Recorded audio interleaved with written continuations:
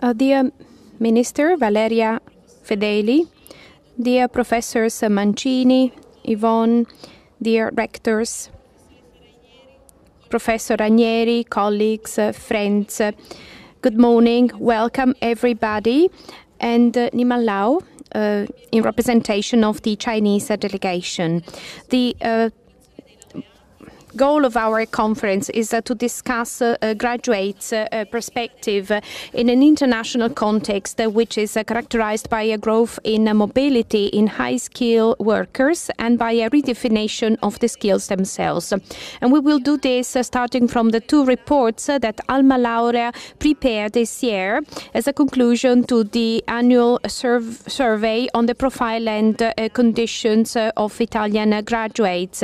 And we have published the 19th edition of this survey. We will dwell on the context data that emerge from the report. Our annual reports are the result of a teamwork that involves the entire structure of AlmaLaurea, and I would like to thank all those who have made a contribution to the finalization of this survey. And my role today is to introduce the work of today. Now we are in the second stage of globalization. We are at the exit of an economic crisis. Our country is struggling to get out of this crisis, as also emerged from the employment outcome of our graduates. And we are seeing important transformations in the structural and behavioral processes that govern our lives. First of all, the processes of globalization of financial markets, of the markets of goods, services, and production inputs and factors. We have decided to devote our attention to some international scenarios, those scenarios in which these transformations are coming to fruition, with important repercussions in terms of the skills that universities have to develop. The first scenario is the European context. As emerges from our reports, almost half of Italian university graduates are willing to move abroad, and in particular 49% of graduates are willing to take up a job in a European state. And this figure has increased by 10 percentage points versus 2006, when only 38% of our graduates was willing to work in Europe. But what is happening in the European context, and within which geographical boundaries is this happening? Europe has embarked on a complex process of integration and harmonization, which wants to preserve the national specificity according to the United in Diversity slogan.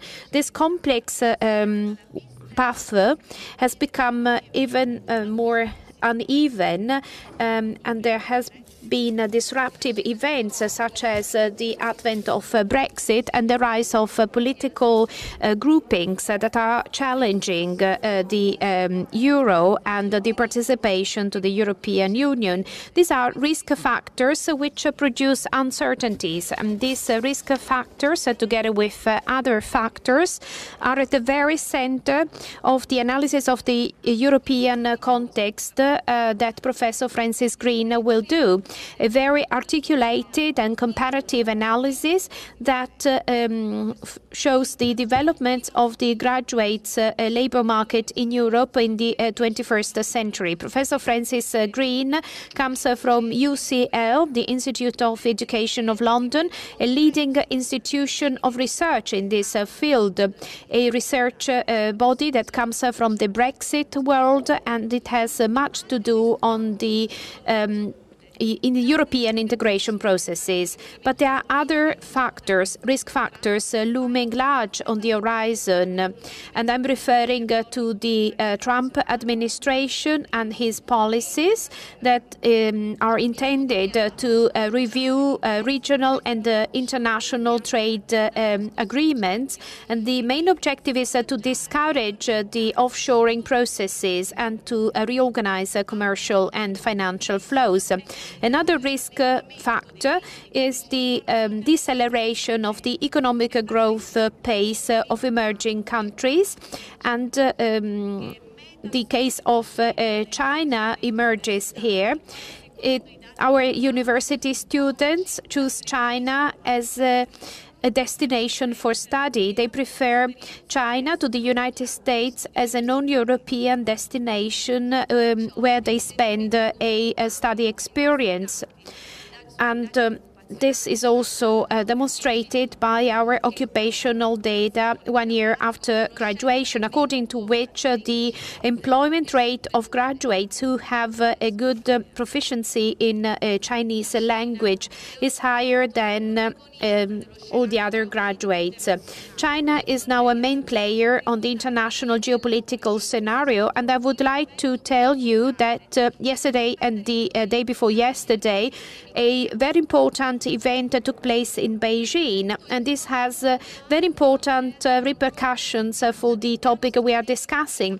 And this is the One Belt, One Road World Forum. This is the strategic plan for regional connectivity implemented by Xi Jinping, the Chinese leader, and its purpose is to establish a network, a continuous network of infrastructures between Asia and Europe. It will combine the ancient Silk Road with the corridor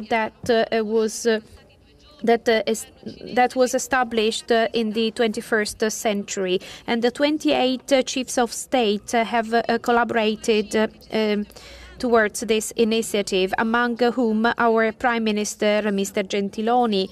So we have decided to discuss the case of China. We will do this today with the Vice President of the University Council of Beijing. This is a leading university, not only in China, but at international level. The two keynote speakers will therefore discuss these important topics, and this brings me to two main phenomena. The first has to do with the automation processes that are gaining ground in the manufacturing companies, and we have devoted a session to the fourth industrial revolution and to the so-called Industry 4.0, and the roundtable will be chaired by Professor Maurizio Del Conte, the president of ANPAL. The automation processes will change the skill demands in a radical way. Many occupations will be bound to disappear. And a very important role will be played by entrepreneurs and by students and graduates. The second roundtable is dedicated to this second important aspect and will be chaired by Mr. Francesco Ferrante. Competencies, skills, and I'm referring to hard and soft skills and their ability to dynamically adapt to the processes that are characterizing the second stage of globalization.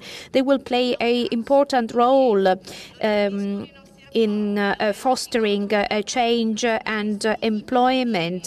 According to the AlmaLaurea surveys, graduates have significant occupational advantages over diploma holders, and also the participation in international mobility programs make a difference. Policymakers' priorities with regard to higher education provision will have to take all these needs candidates into account. They will have to consider the composition of the skills demand and adjust the training offering in order to match demand with supply.